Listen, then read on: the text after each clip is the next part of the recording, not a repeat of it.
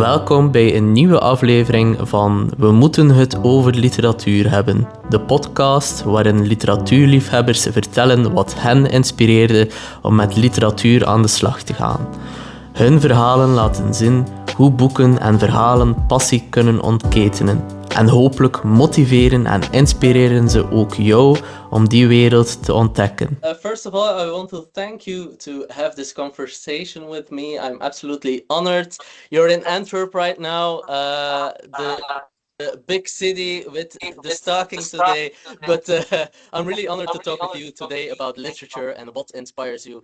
So first of all, I want to start in the past, when did literature and language came to you, and when did you feel like I want to explore that world of language and literature? Well, thank you, Amidu. It's an honor for me also. I really am honored to have this conversation, especially with a young, talented voice. And this is very, very interesting to have this mutual conversation between two minds, from different generations, different cultures. It's very interesting. So to go back to your question, well, where to start? Well, it's very strange because if I want to talk, normally most of people they when they are young or children, the people who write, most of them, they raise in a family, like they have a library at home, or the father he studied, the mother she's interested in reading, brothers or uncle, aunt, neighbor. I had nothing of this. Okay. So I came from a very ordinary family. Most of them, they are, with professions like hands professions. So and at that time, it wasn't common for the parents to be intellectual, and there is families, of course, but most of families, I mean the generation of Nakba, this generation, because both of my parents, they witnessed the Nakba. They were children when they during the Nakba. So I found myself in this family amid 9 brothers. Wow. Yeah. And 9 brothers, no sisters or something? No, I'm the Okay. only daughter. And I think they forget that I am a daughter, because Okay. when I was in Gaza, in my childhood, most of people ask me, how could you find this balance inside you and stuff. I think it has to do with my childhood, because I was really like a tomboy in my neighborhood. Okay. I think I start to feel shy to go outside, and I'm now like a young girl. I think it happened after I reached out, like 15, 16 years old. Before this, I was in the street. If I want to go to my aunt, I climb the roof, from our roof to their roof, and from a small broken window, I enter inside their house. I was one of my favorite hobbies when I was a child, to climb on our roofs and just observing people, the buildings, the people beneath me, the neighbors, and or making kites from paper and some woods. Like from bamboo, with because my brothers, I raised with 9 boys, so everything I played with, mostly boyish games. And I think from that moment and that childhood, um, this anxious of expressing my feelings by words, writing words, starts, because this is something everybody told me, that I was this talkative person like child. When I was a child, I knew how to express my feelings. I didn't like feel shy if somebody older talk to me. No, I dare, you know. And I think that was my start point in my life. To see the words in a real details in Okay. front of my eyes, you know. Yeah. It's like the trees, the leaves of the trees, the jumez trees, and picking the fruits up of from the trees. Yes. That was the words. That was my own words, you know, and my own inspiration. So yeah. Okay, and was it easy for you in that time to like find books and to read or No, no, no, actually, and that's why I always, you know, I had no mentor, I had no godfather, you know, somebody who guides me. So life guided me, you know. I'm the daughter of life. So it it means that I used to read everything I see it, like even if okay. it's a paper that like the seller of falafel gave it to me full with falafel, and there is oil from the falafel, but I read this paper and there is sometimes like a short story here or a short poem here, Okay. and I Yeah, keep yeah, yeah. these papers, even if I find like from newspapers. Also, I used to read all the books in the small library in the my school, and to read my older brother's books, study books actually, Okay. related to, yes, Interesting stuff. related, because I didn't have library, like I said, not at my place, not in my neighborhood, not at my family.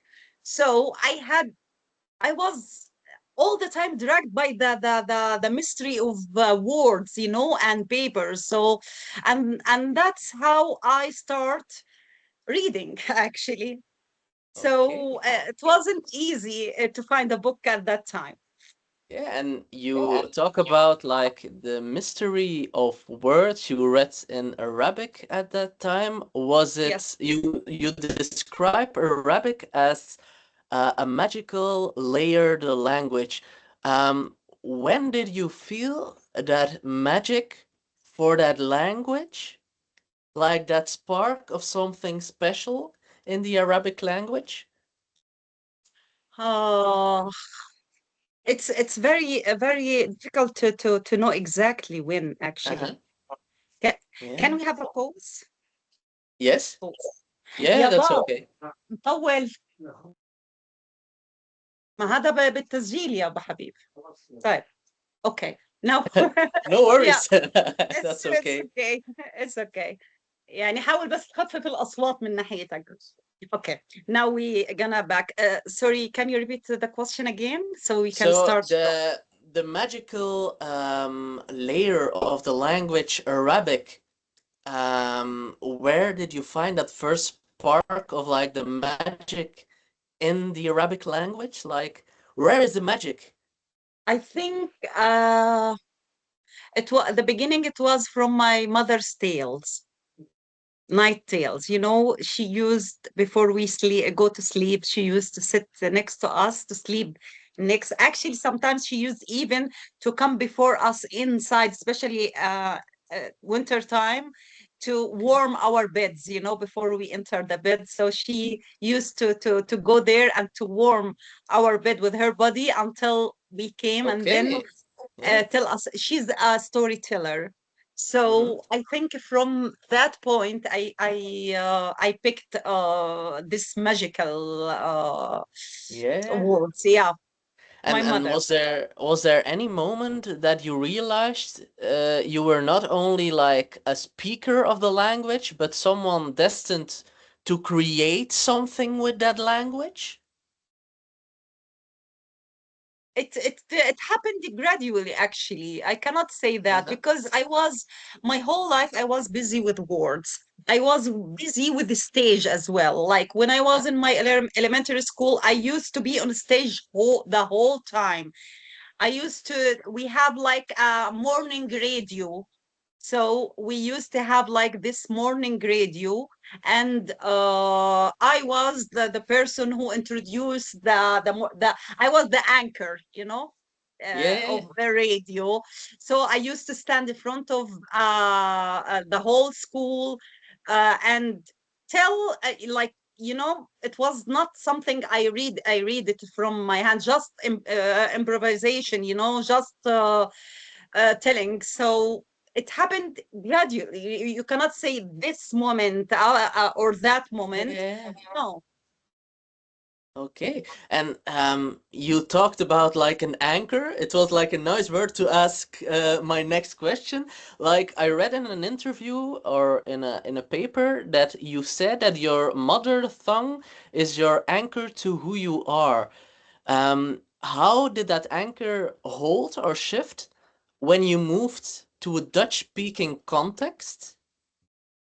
Oh, Difficult, deep question, Fatena. yeah, Like, it reduced. It's like my language became less actually, uh-huh. Okay. because we we are coming from a language, Arabic. It's a very rich old language Mm-hmm. with multi layers, and the vocabulary itself, it's more than million. uh, but comparing to Dutch with 130,000 words, it's very difficult actually. Um, I don't feel comfortable. I Mm-hmm. feel like there is so many meanings I want to express, but I don't have the exact words. Mm-hmm. And that's a problematic for my mind, in order to tell something, I need just to go uh, from a place to another place in my mind, I mean, in order Mm-hmm. to find the right sentence. Not to mention, Dutch is a very difficult language. Yeah. Mm-hmm. But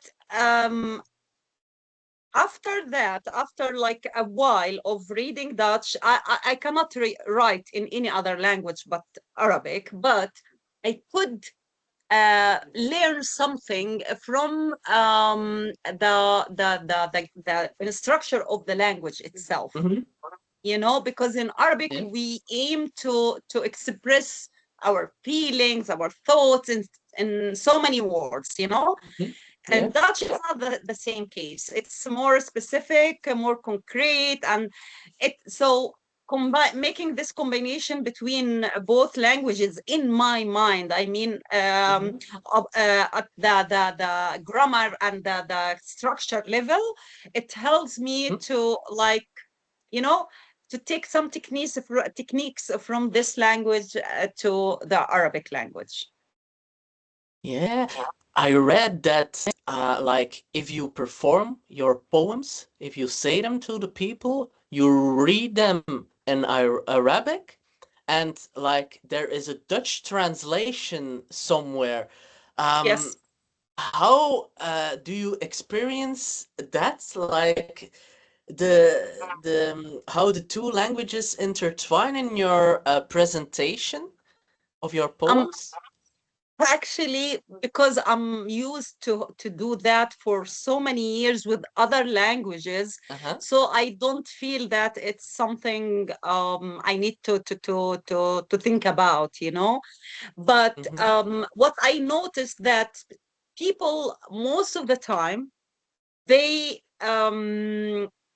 follow me, they connect with me during reading my poem in Arabic in a way that sometimes I notice that people doesn't look to the text They just in listen Dutch. to you. Yeah. Yes.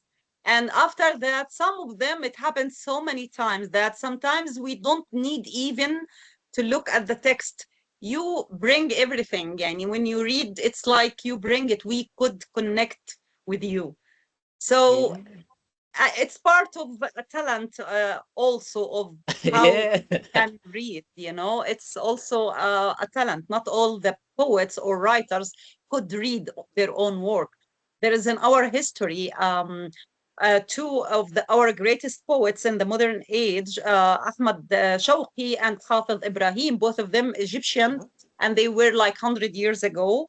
And Ahmad Shawqi, he was the greatest, the best, Mhm. and Hafiz Ibrahim, he was the second. Each one of them, he knows where he stands. But the strange thing or the interesting thing that if Ahmed Shawqi needs to read his poetry in an event, he asks Hafiz Ibrahim to do that because his reading Okay. rules his poetry. You know, the way he reads, he rules the poetry itself. So yeah, it's something extra when you have the ability of reading in a beautiful way your poetry or your writing. Yeah, so he just needs to keep writing, not performing, just writing. I'm doing both of them. Yeah, yeah, and I also saw that you like use music when you like do a presentation of your poems. Like not like with lyrics or stuff, but like with rhythm and like you know what I mean, like ambient sound Yeah, stuff. but I don't use it during my reading because Mm-hmm. my voice is already musical. Mm-hmm. So and that's why I don't use it during my reading, but I use it in my performance because it's so important. And for me, it's the alternative way of writing.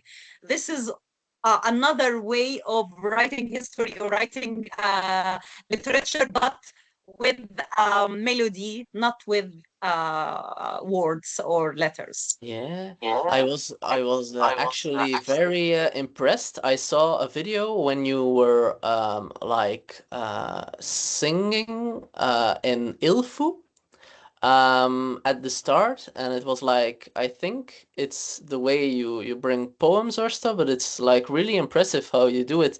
So I understand what you mean, like that you can perform your poems very well because like it's the change of tones that is really interesting in that way. Um, can I compare that singing to the way you read your poems out loud? Yeah. Of course, of course. So people can watch like the video on the internet from Ilfu, and it's really there were people like crying. It was really nice to see. So really Thank you. impressive. Just wanted to Thank say you. that. I, Um, I do sometimes train also friends of mine, poets and writers, to how to read. You know, okay. especially people that I care about and friends I know that they will take it in a good way. So I give them comments about the reading, the way where you have to take a pause, stop, and take a breath. And here you can read it in a fast way. Here you need to go down. Here depth, or you know. It's a talent. It's a talent, and I Yeah. studied it. I worked on it to be more professional. Yeah, it's like interesting to zoom in on that, like the way you got that nice tone and that way of changing rhythm.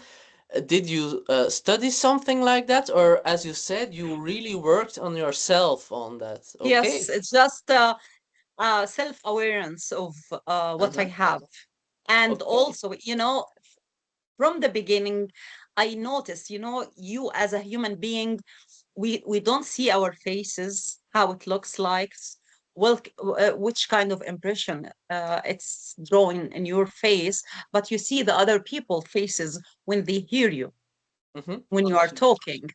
Mm-hmm. So, and since I was a child, I noticed that people, when I stand on a stage and read and sing and tell something, they focus. I get their attention. I have this talent from, like I told you, when I was Yeah. in my elementary school. I was like 7 years old since I started this, you know. Yeah. So and that's when I became aware to this impression that I leave it behind, you know, after reading. And with that, and also listening to other poets, other writers, you know, with time, with experience, with awareness also to the importance of the letters and the musical or the music between. uh, we are not talking only about the music between the words or in the poem in general. No, there is music between letters inside the sentence. Also, sometimes there is a sentence contains some words with difficult letters next to each other. You cannot just read it. You Yeah. know, it will be rough, it will be stuck here. And so you need to be aware and you have to be sensitive to the language itself. Uh-huh. It's very Okay. important. Yeah, absolutely. And like, if I understand it well, you first like search for like a deeper meaning in like the human being to know what you want to say to them or what they feel, and that way No, you. it happened just at the moment, you know. Mhm. That's why when you told me I will send you questions or we will talk, I comes with Yeah, with the the flow. moment itself. Yeah, yeah, It's like at the same moment I take from, it's like recycling, you know, we are doing this circle between yeah. us. Yeah. So so it's like this. It's not like you sit and you, I don't make any plans. I don't write down what I have, Yeah. where to stop. No, just read it and feel it. You are the writer of your text. So you know where you have to be emotional, where you have to be tough, where you have to your voice to be like whispering. It's very important to read, because poetry is not like a novel or like a text, or no, it's, there is something else comes with poetry. And all cultures, in all cultures, if you hear a poet, you will hear him reading Mhm. poetry, not just reading. No. Yeah. So it's very important to know these tools and to be sensitive to that. Yeah, that was actually a question that I wanted to ask. Like, you started with poetry that inspires you. You say, like, if you read poetry, it's like reading poetry. It has something musical in it and like something special. Um, were you also intrigued at the time in novels, in other forms of literature, or is it actually words and like the language that inspires you in books? That, of course, high school, I had a bigger library at high school, like in my high school. So reading I start reading novels at that period of time. Mm-hmm. And Okay. And what of novels were?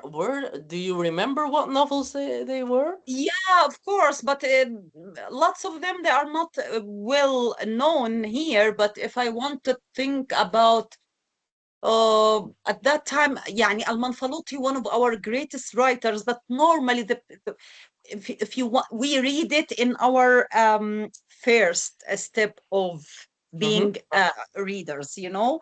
Okay.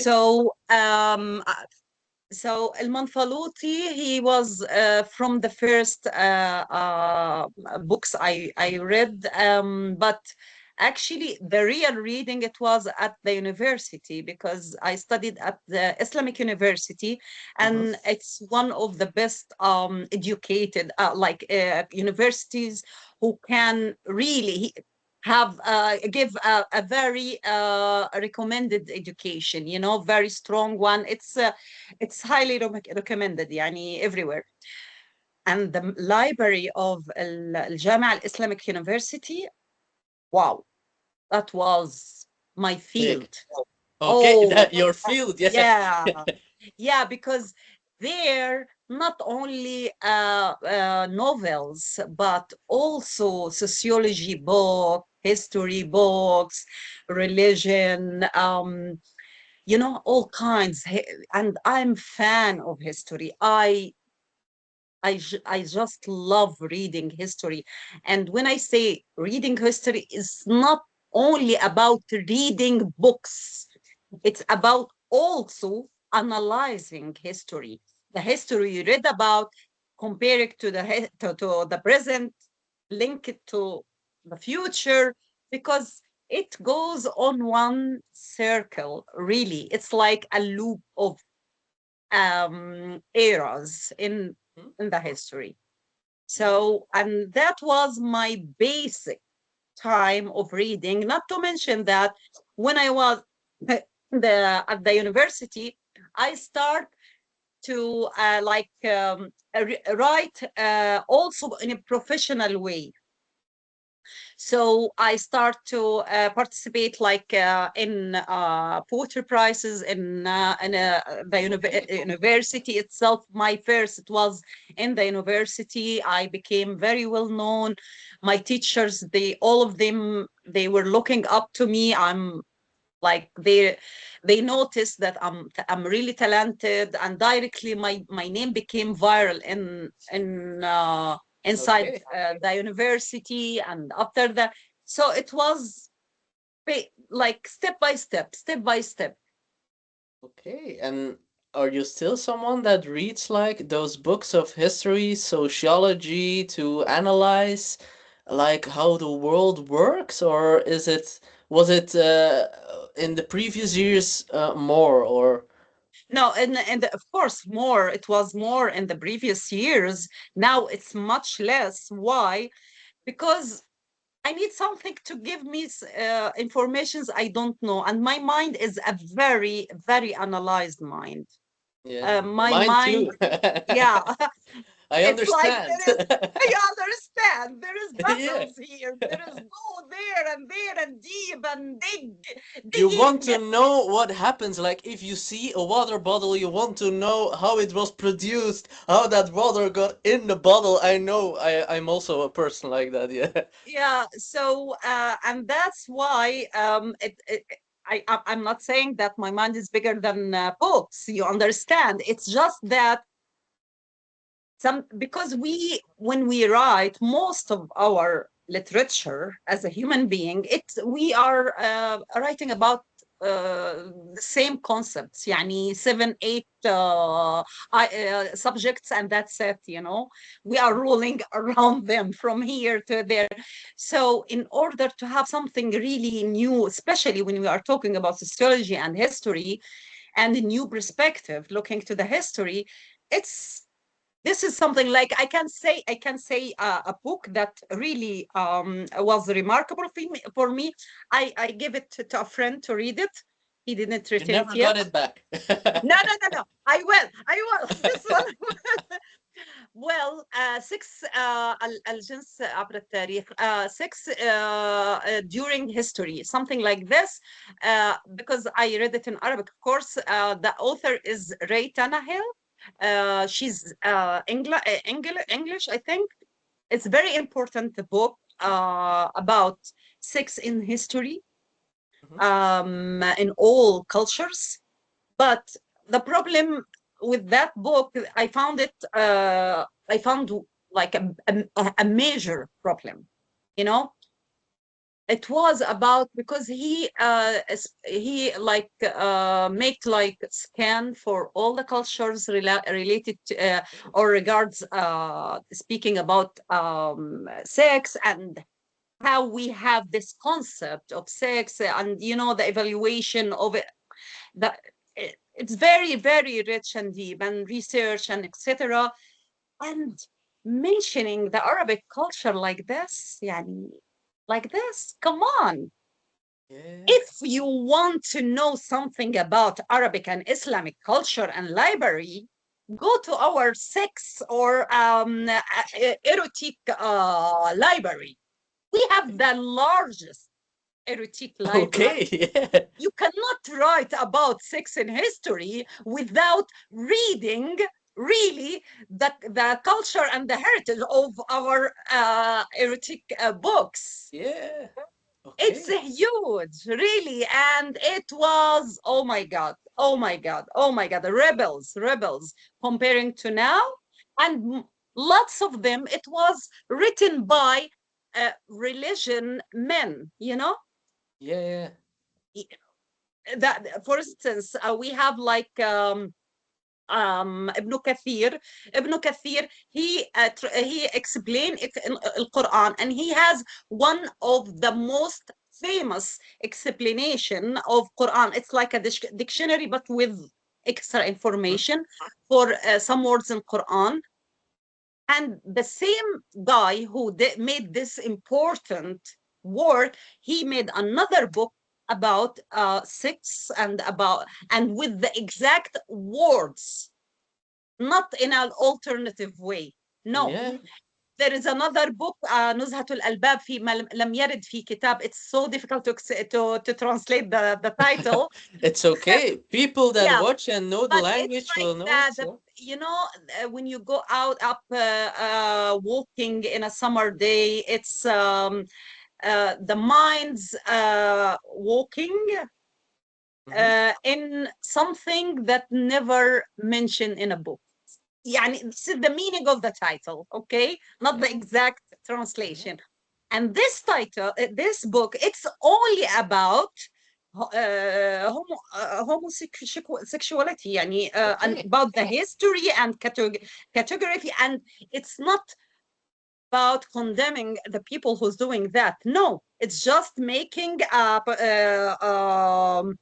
topography like a map for them, and Okay. mentioning the poets that mention them, and these are the poems.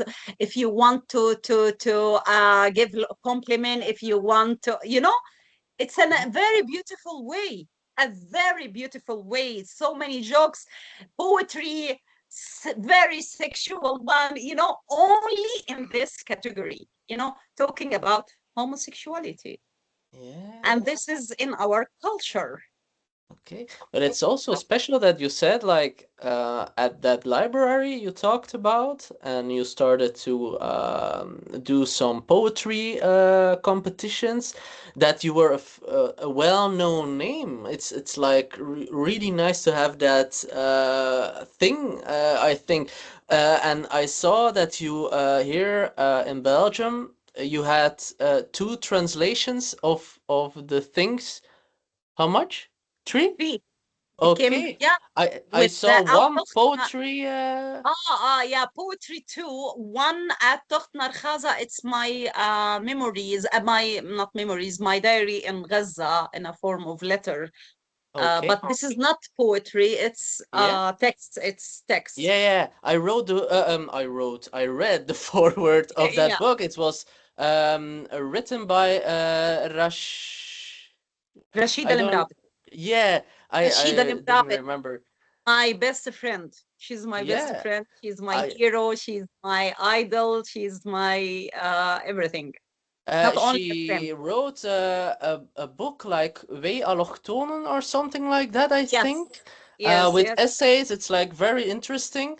Rashida is Um, very interesting writer and mind, and I'm so happy and blessed to have her as a friend, really. okay, and can you tell more about your first work that was translated? And So, I'm uh, curious to know uh, more about that poetry, Gods how you Bedrog, experienced it. Yeah. Gods Bedrog. It was Gods Bedrog. Okay. Gods Bedrog, diverse scenarios. And this book, it's one of my favorite, if it's not my favorite until now, Okay. because maybe the new one, it will be more. Okay, there will be new one. How long Yes, do we have to it's wait? a month, I think, a few Okay. months, because yesterday the published house told me that I should expect it next year. So it's already at the published house. Yes, I already finished this book before the genocide, and I was hesitating about publishing it until friends of mine, they gave me their opinion that no, Fatina, it's important and a book, and I would love to read it again. So Okay. please publish it. يعني Yeah, nice. send it to a publisher. So yeah, Okay, can you tell more about your first book, Gods Bedrog? We will get Uh, back to your last book. Maybe you can tell something about it to well, warm up the watchers. Gods Bedrog is one of my favorite. Like I said, it's the experience. It was written from flesh and blood. يعني literally, I felt I was writing this book by my own flesh and blood. Okay. Um, everything sincere there, if everything real there, and I it was yeah, something I how can I express that? Because it's close, even though that the person who wrote that book, it's not there anymore, or Okay. completely Yeah.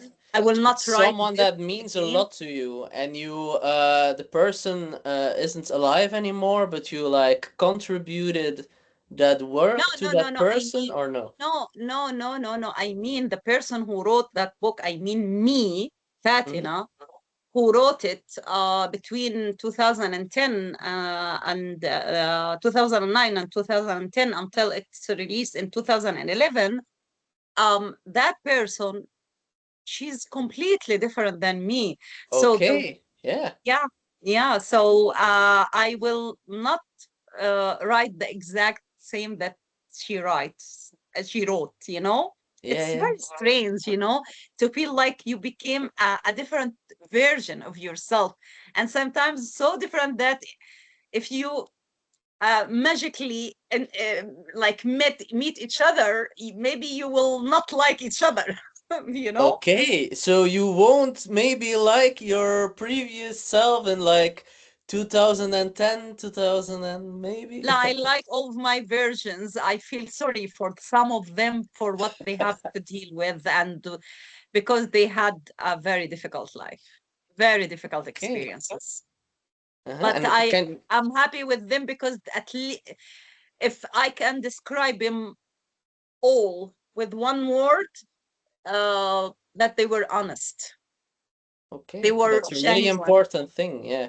They were genuine, even though that they are not me right now. I became a different person, but I know because I was this person that they were doing everything out of their feelings and beliefs, and they were genuine. They were true people, and this is the only thing. But when I look back, how I describe love and the lover, and um it's one of the books that I think so many women feel relate to, you know, Okay, yeah.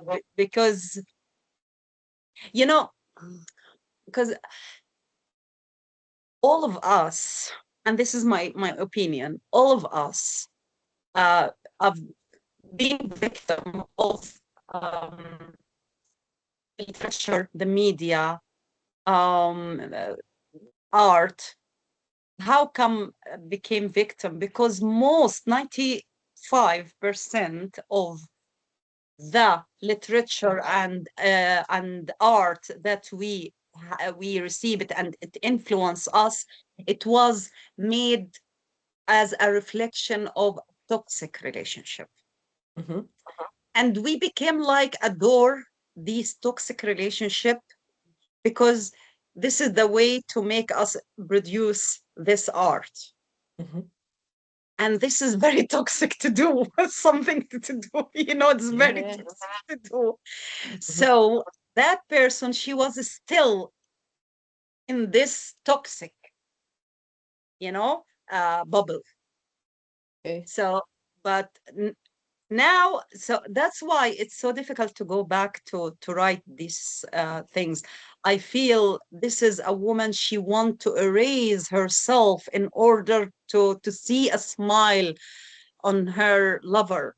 This is not right. Mm-hmm. This is not right. I will never write something like this again, even though that I love and I adore this book, and you know, but I will never write these meanings, you know, because I knew that this is because this is what we have as a human being. Most of us, by the way, we are in this conflict with between ourselves and Can we pick the words like brainwash for it? Like you are brainwashed by the things you see and hear from the yeah, media and from yeah, stuff like of that at the course. time. Yeah, being in love, it means being hurt, being crying, being waiting for him to ask. He's disappearing, so you feel this is toxic. This Yeah, is not a healthy relationship. yeah. But this is what we taught as love. Mm-hmm. No, I want also the people who will watch this to know reading about love in this way, it doesn't mean that you have it in your life, because when you read this kind of love, it comes from a very dark area and very painful one inside the victim, because the one who's, and sometimes the other person who's also writing about what he's doing, and so I need also the people who read this to understand that and to not relate with this, with what they read. This is just an experience of other people, because this is disaster.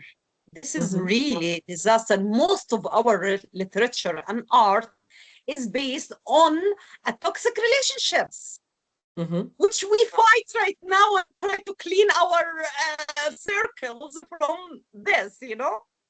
Yes, Yeah. okay, nice that it gives beautiful poetry and beautiful art and right, but we didn't try the other way, right? Yeah. We didn't try to be in healthy relationships and try to write, and let's see, Did because you? until this moment, it's still there. We are still looking at that Yeah. direction. Do you have the feeling like nowadays that you like feel more yourself, like you feel more what you want and what you find important? Like as you said before, it was like a brainwash for you, like how you experienced it, but nowadays you feel like you know what you want, you know what's important, and do you think now that you want to write books and that way to show people what's really the power of life and love and stuff like that, or um it's like a big thing that I think about now, like Yeah, want because to I don't explore life or decide. stuff with No, your writing. I mean, I don't decide when I sit to write. I don't decide what I'm writing about. Mm-hmm. Yani, sometimes, for instance, there is more than one project. It's open on my laptop, okay, like files. And sometimes I switch between here and here. I open one file. I don't feel that I write a sentence. I feel like no, no. I find in my mind I'm not the sentence goes to another genre of literature. Okay. So I go there. So I don't decide. It's just it's literature is not like administrative work. It's not an administration work. It's something more.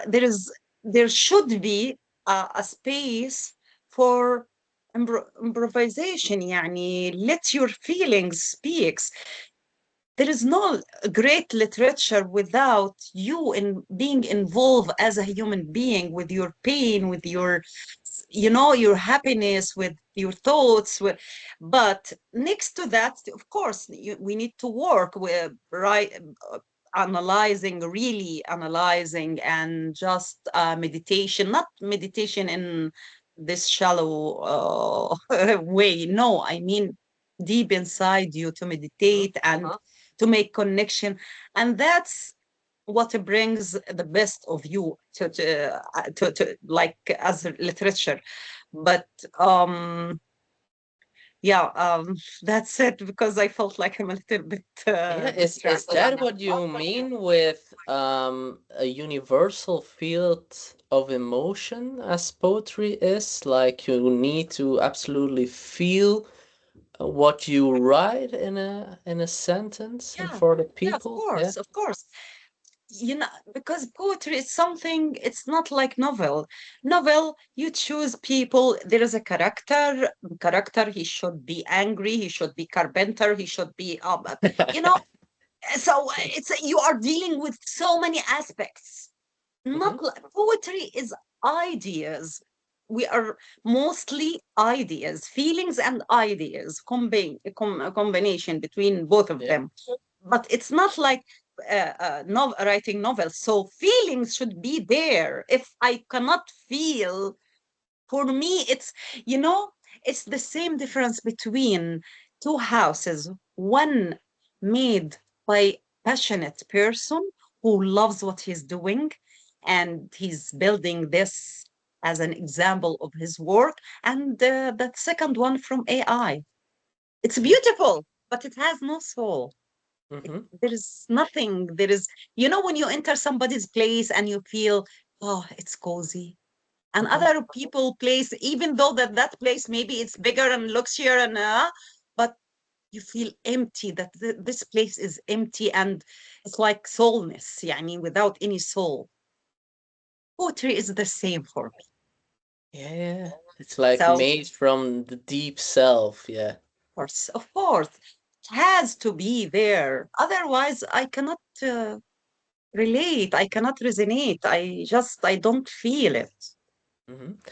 If we So, talk about feelings and what lays deep within yourself, I'm gonna ask a tough question for you. Like you wrote loads of poems, like also in university and like the books that you wrote. But if I ask you which of your own poems feels the closest to your personal journey, like you write about displacement, belonging, and memory, is there any poem that you feel that lays the closest to what you've been through?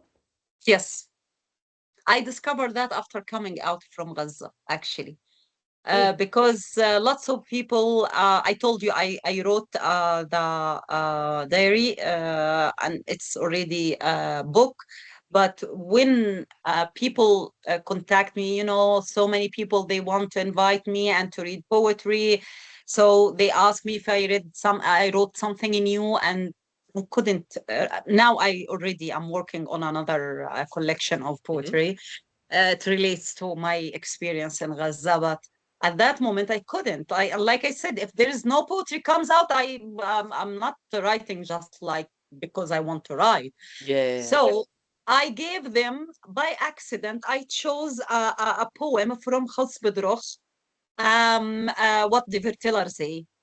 And that poem, when I read it out loud after I came out from Gaza, it's like my own manifesto, my personal Okay. manifesto. So that's the poem that I feel it's really it relate to my life, and it like describe the journey of my life. Actually, it's Yeah. like my older version wrote this for me. You know? Your older version. That's the Yeah. first time you talked about your older version. It was I like have. before, yeah, the persons that you don't want to be anymore today, but you are proud of them, like the genuosity in it. But like you didn't talk about your future self, so this is an important one, I think. I have two versions of me living with me. So I recently started to talk about them because they deserve that, you Okay. know. Yeah. So you talked about your favorite poem. It's nice And when and people after read. that, I talked about the older version. I Yeah, was your speaking two about, versions. Yeah. yes, I became, like I told you, I became to talk about these two versions of me because they deserve that, because they were the one who forced me, especially during the last difficult period Yeah. since I was in Gaza. They were present in a very obvious way. The first one, which I keep it with me, even though that it embarrassed me sometimes, because this is the child Fatina. Mm-hmm. So Fatina, the child. She's still alive with me. I didn't leave her behind. I didn't put her in my museum of my own versions and, away. No, I keep it with me because she's the one who's makes me feel alive every single second, and it helps me to يعني overcome the difficult experience, and it helps me a lot when I was in Gaza during the genocide. And the older Fatina, who I listen, I get to learn how to listen to her and hear her speaking and guiding me. And then the older Fatina,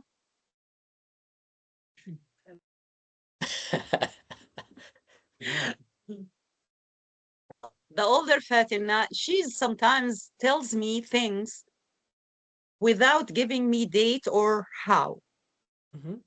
I don't know how, I don't know when, but I know that it will happen. And that happened so many times in a way that I became fully convinced that if she told me something, even though that all of my atmosphere and what's around me doesn't support this, but she's telling me that you will be there. She's the first Okay. one actually told me when I was a child that I will be somebody who's important. Wow. Yeah. Yes. That leads me to my final question. If you take all those Fatinas, like the child Fatina, the Yeah. Fatina now, and the future Fatina, there are loads of people that want to write poetry, and loads of people that have two languages, like you came from another place. Now you're in Belgium. What would you give as advice for those people? You already have been a really inspiring voice, but this is my last question. I want to know how you think about that. There is no catalog. We are talking about art, something very, very individual and very personal. Mm-hmm. So there is no category sorry, catalog. Mm-hmm. But to be honest, to believe in themselves and in their own project in life and writing, and just to listen to their inner feeling, their Really inner, important. very important, because our inner feeling, our inner voice, it tells us all the time. It's us who choose to ignore this voice or to listen to this voice. But it warned us and gives us advices all the time. We take the decision. Mm-hmm. So they should believe in themselves, believe in what they are doing, and keep working on that. I was just a child, a very ordinary girl in a very ordinary family in a very small city.